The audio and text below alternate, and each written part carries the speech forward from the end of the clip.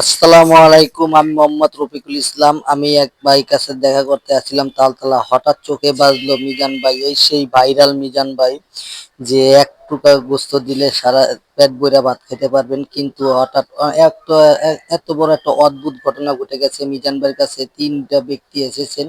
দুইটা ভাই পাঞ্জাবি পিন্দেছে সালা দিয়া, আর একটা আপু সালা দিয়ে কাপড় পরে আসছে। তারা নাকি সালা সালা ফিন্দার নাম দিছে। এই পুরো ইউটিউব ভাইরা প্রশ্ন করতেছে কি লেগে আপনারা তিনজনই সালা জীবনে শার্ট পাঞ্জাবি সব পোশাক পরতে দেখছি, সালা কিন্তু পরতে দেখিনি, কেন সালা পরছেন? এই আপুরে প্রশ্ন করতেছে।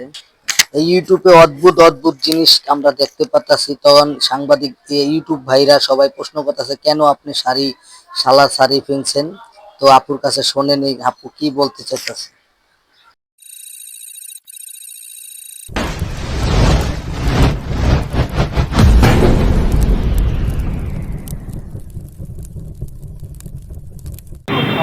এর জন্য আমি বললাম ওনার মতো মিটার জন্য বাংলাদেশের প্রতি ঘরে ঘরে তৈরি হয়, এমনকি মানুষের জন্য, জীবনের জন্য এটি বাস্তব।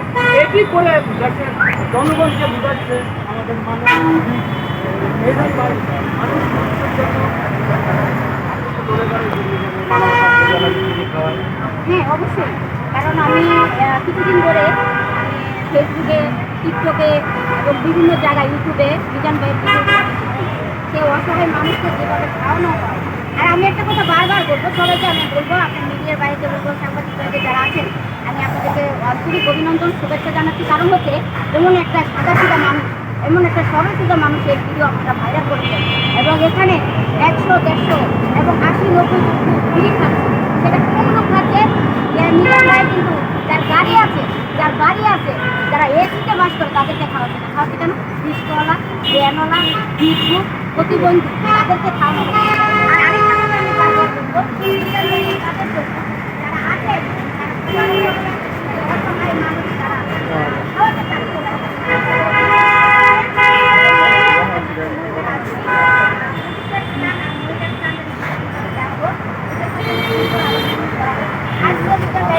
পানির জন্য নিচে গিয়ে রান্না করে চুলা নিচে পানির জন্য সে আজকে রান্না করতে পারে না, মানে হাজারো মানুষ খেতে পারে না। তো আমি সবাইকে বলবো, আসেন আমরা একসাথে কাজ করি। মিজান ভাই জানি ভালো একটা স্থানে রান্না করতে পারে, দূর দূরান্ত থেকে জানি মানুষ আসে, সেখানে জানি একটা বাথরুমের একটা ব্যবস্থা করা হোক, আর মানুষের জানি একটু বসার, মহিলাদের বসার ব্যবস্থা করে দেয়। আমি সবার কাছে কথা অনুরোধ করবো, আপনারা সুন্দর করে আপনার কথা শুনে ভালো লাগলো। তবে কথা আমার একটু ঠান্ডা লেগেছে। আপনি ধন্যবাদ জানিয়েছেন মিডিয়া কর্মীদের, সাংবাদিকদের। এই ইউটিউবারদের কেন বলেন? এই ইউটিউবাররা নাকি ইউটিউবারের সবসময় পছন্দ করে। আসলে মিজান ভালো পরামর্শ দেন, মিজান ভাইয়ের পাশে থাকেন, সহযোগিতা করেন। আমি মনে করি উপর আল্লাহ তাকে ভালো। তো যাই হোক, অনেক কথা শুনলাম। সোনালি আঁশ, দেশীয় পণ্য, পরে হবেন ধন্য। হাতে আছে মিজান ভাইয়ের মাথায় যে সুন্দর একটা টুপি, টুপিটা পরে কেমন লাগছে?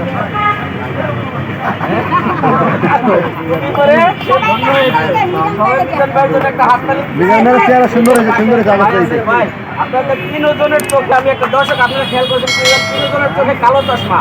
আসলে এরা কি লুকাতে চাচ্ছে? পাটের পোশাক, আবার চশমা পড়ছে একই কালারের, কারণটা কি আপনি বলেন? দোকানের কিছু এটা কি দেশি পণ্য? এটা কি বাংলাদেশি পণ্য? আমি তো সানগ্লাস করি না, আমি তো দেশি পণ্য করি না। দর্শক আপনারা একটু দেখেন যে আপু সুন্দর চোখ দুটা লুকিয়ে রেখেছিল। আপু একটু এদিকে সুন্দর চোখ দুটা লুকিয়ে রাখছিল, সানগ্লাস পরা, এই জন্যই মূলত খোলাইলাম। ভালো, এই যে এক মিজান ভাই সম্পর্কে যে কথাগুলো শোনো, আমার কাছে একটা জিনিস মনে হচ্ছে যে আজকে যে দোকানটা বন্ধ হয়ে গেল, এই শুধু বৃষ্টির কারণে। আপনি কথাটা বলছেন। দর্শক আমরা চাইবো যে মিজান ভাই সবাই দাঁড়ান, অনেকে সহযোগিতা করেছেন। এখানে এমন একটা ব্যবস্থা করো, ঝড় বৃষ্টি যাই হোক, তার জন্য রান্না যাতে মিস না যায়, এই বিষয়টা আমরা চাই নাকি? মিজান ভাই কি বলেন?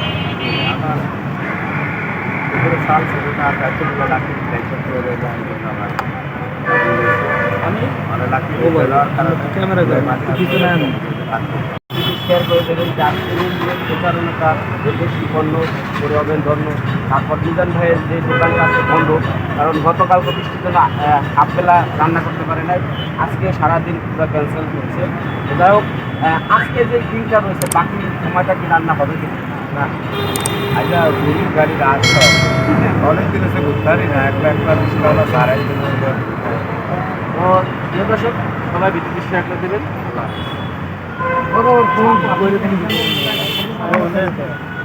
না আসলে মিজান ভাই আমি খাইছি ভাই, আমি খাইছি, পরশু দিন খাইয়া গেছি।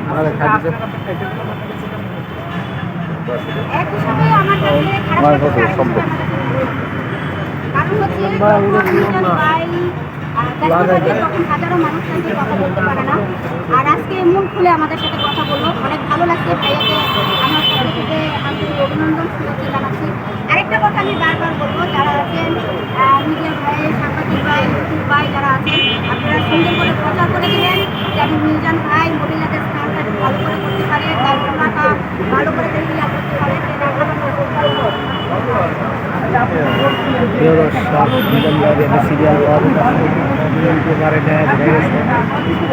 সকাল থেকে রাত 9টা পর্যন্ত বসে থাকে।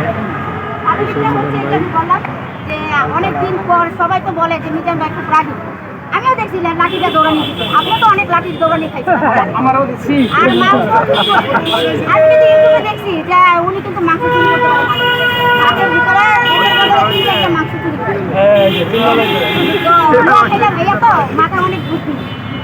আরেকটা আছে নোয়া খাইলা, নাম হচ্ছে বুঝতে পারছেন? তো না না না, খুব না, উনি ভালো চুরি করতে পারে সেটা জানি।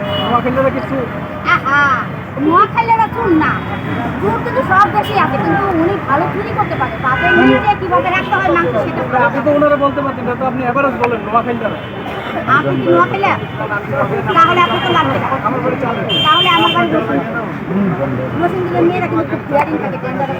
আসলে আপনি সত্যি কি মনে হয় যে নোয়াখালী চুরি করছে সত্যি সত্যি? হ্যাঁ, আমিও দেখছি, দেখছি, আমরা রাতের নিচে মাংস চুরি করছেন, আমরা তো ওখান থেকে দেখে এসেছি। আপু, আমার একটা প্রশ্ন, পাস করার জন্য কিন্তু আসলে তো নোয়াখালীরা চুরি করে না। তখন কিন্তু ওই যে একটা মেহমানের বাড়িতে গেলে তখন কিন্তু মাংস পাতের জন্য চুরি করে না, চুরি করে খায় উচিত চলো। ঠিক আছে, ঠিক আছে, আচ্ছা ভাই, সত্যি কথা বলার পরে আপনি বাইকে বাধা কেন দিয়েছেন? যে আপনি কি কোনো কিছু লুকাচ্ছেন কথা? যে ভাই বলছিল যে মন্ডন চুরি করে নাই, নোয়াখালী পোলাটা চুরি করে না, আপনি ওনাকে বাধা দিয়েছেন কেন? আসলে এখানে হচ্ছে মজার জিনিস, মজা করাটা। তো আপনি যে মজা করছেন, আমি কিন্তু অনেক ভিডিওর সামনে অনেক কিছু অভ্যাস করা লাগবে। আর আজকে আমরা আসছি না, আমরা কিন্তু ভাইরাল। আমাকে সবাই দেশে, বাংলাদেশে সবাই যে পাটলিনিক সুমা আর শ্রমিক আব্দুল মালিক একটা নাম করা। এই যে পাটের আপনারা করছেন, জনগণের করছেন ভাইরাল হয়ে কি পেয়েছেন বলেন? ভাইরাল আপনাদের ভালোবাসা পেয়েছি। আপনাদের ভালোবাসা পেয়েছি। আমি তো শাড়ি পরতে পেরেছি, সালার বস্তার শাড়ি, তারপরে ব্যাগও কিন্তু পাটের। এই যে আমার ব্যাগও কিন্তু পাটের। আমরা অনেক সময় মাজারের অনেক কিছু ভিডিও পাবলিশ হয় যে সালার বস্তা গায়ে দিলে তাকে সালা বাবা বলে, আপনাকে কি সালা আম্মা বলবে কিনা?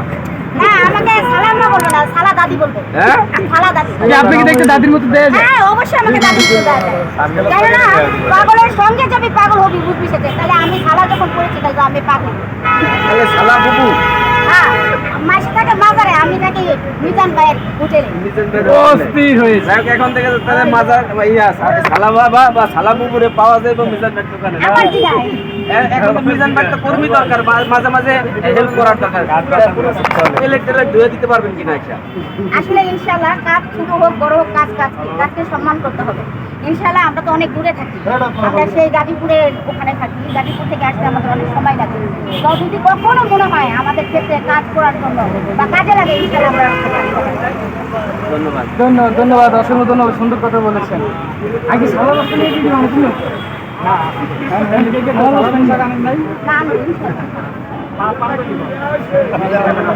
পাঞ্জাবি